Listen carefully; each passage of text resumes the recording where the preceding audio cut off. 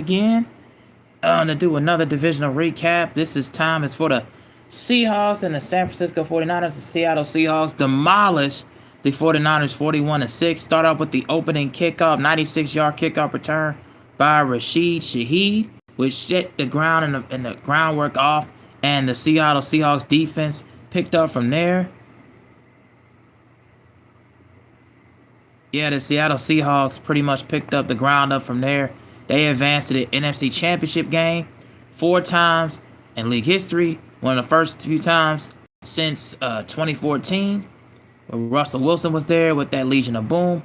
But this time is led by Sam Darnold, Kenneth Walker, Cooper Kupp, Jackson Smith-Njigba, Rashid Shaheed.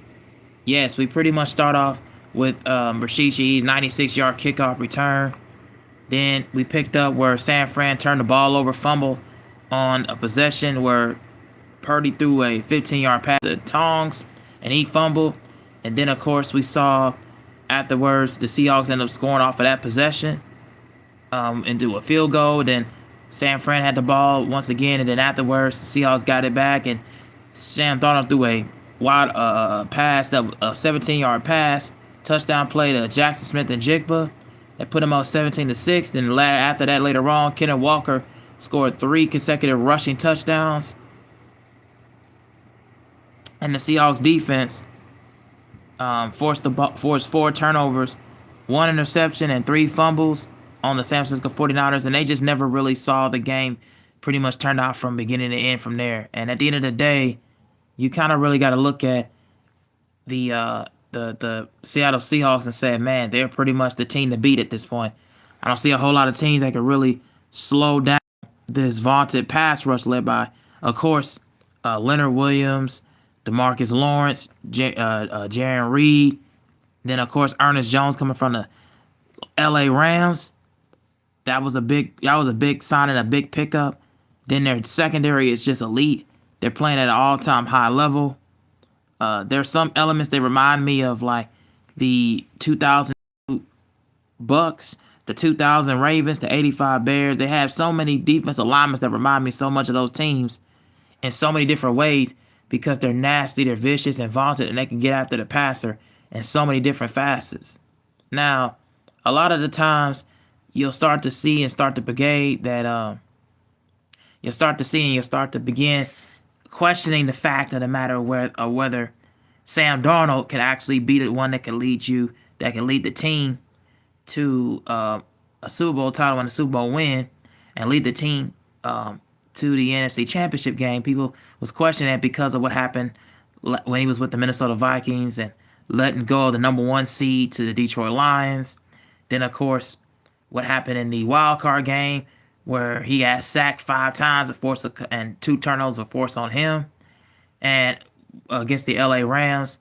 And then, of course, when he came to the Seattle Seahawks later on, played against the LA Rams, had 4 turnovers. But he rebounded on Thursday night and rebounded against the 49ers after losing to them week 1.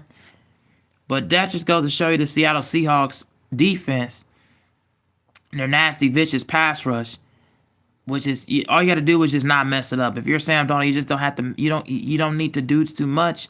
You had an oblique injury from what was reported by Ian Rappaport and people, and also other folks on CBS.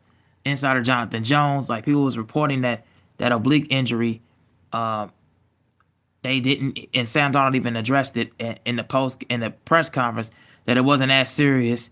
But at the end of the day, you start to see that the Seattle Seahawks are a team that's trying to be destined and trying to be bound to win games. But it just wasn't to the point where they need to press the tempo. And they're a well-balanced team. They are a well-balanced team and a well-balanced organization that relies so much and so heavily. They rely so much and so heavily on running the football with Kenneth Walker and Zach Charbonnet. And when you have the ability to run the football like they do, and them scramble, and then also he don't have to do so much scrambling. He don't have to do so much as taking the top off the defense.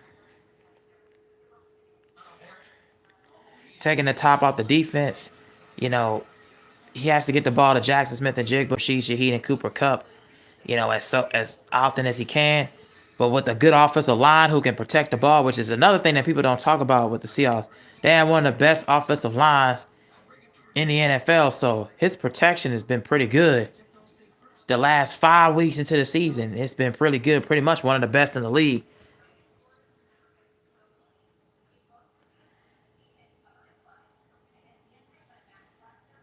And also another thing that's a big factor that people don't look at is the point differential on both sides of the ball for the Seahawks. Defensively, they're number one when it comes to a point differential against other opponents from the NFC and in the AFC in the entire National Football League. And offensively, they're top five in point differential, um, in scoring and in point differential for their runners and their quarterback. So they're pretty much a team that's good in all, and also their special teams is tops in the league as well.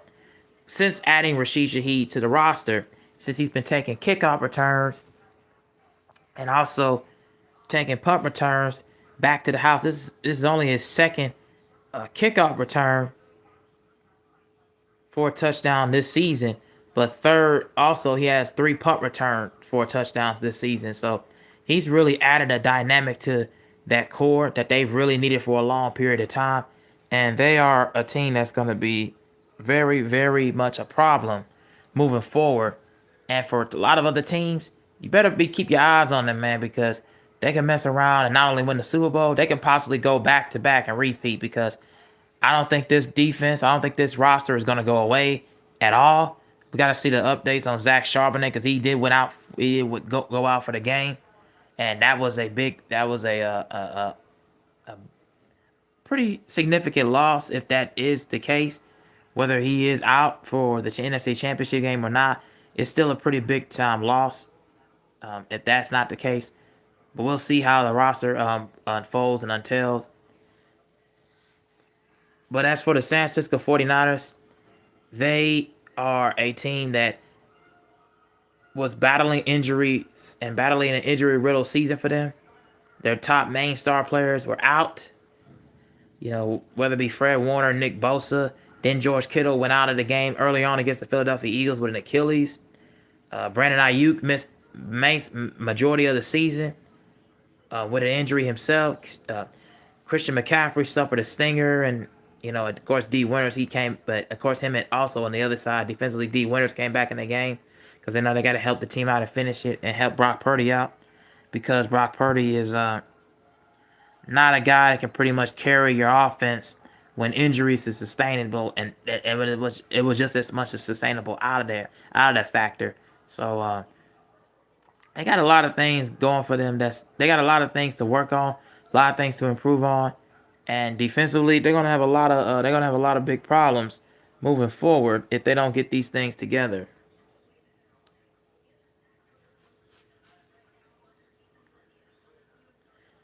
And in my opinion, if they don't get these things together next season, and they gotta go do a long overhaul look in the off season, it's gonna be a good look for them moving forward if they don't get their things fixed together defensively because they were not that good in pass defense, mainly getting after the pass because they don't rush the passer all that well.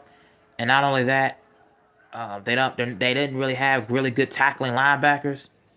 The number 48 Bethune, they need to really get some good pass rushes and really get some good tackling back in open field, and open spaces, because that's going to be the thing that's going to be a big major flaw and a big major problem for them moving forward. Now, for any fans that I was going to ask you, your questions about Sam Darnold, were they answered in this game? Will they be answered in the NFC Championship game? And I will ask the sports media, mainly Stephen A. Smith and several others that still had the questions about him. The Dan Orlovskis and people that had questions about him. Does these answer your questions about him winning this home playoff game? Does this answer your questions? Do you still have those same criticisms moving forward? Or does he just have to win a Super Bowl in order for you to, or you put the doubts in it, in order for you to less doubting of him and less doubting of the team? Because at the end of the day, it's still gonna be them lingering thoughts and lingering questions. But unless he wins the Super Bowl, or unless he gets there, I think the doubts and everything is gonna is gonna not creep up in their minds anymore, these media critic minds anymore.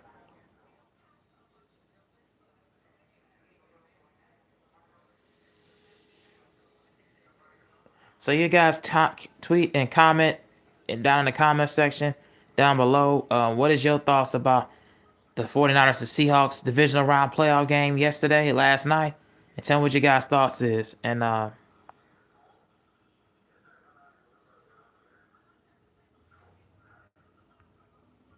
you tell me down below what your guys' thoughts about about this playoff game between the 49ers and Seahawks. Who would you expect them to win and why? Um, gonna get you guys back later, uh, and go over the divisional round games between the Texans and Patriots and the Rams and Bears. Uh, and we'll talk about that later on down the road and possibly tomorrow. Got some more content for you guys coming soon, so be on the lookout for that. And I am out. Peace.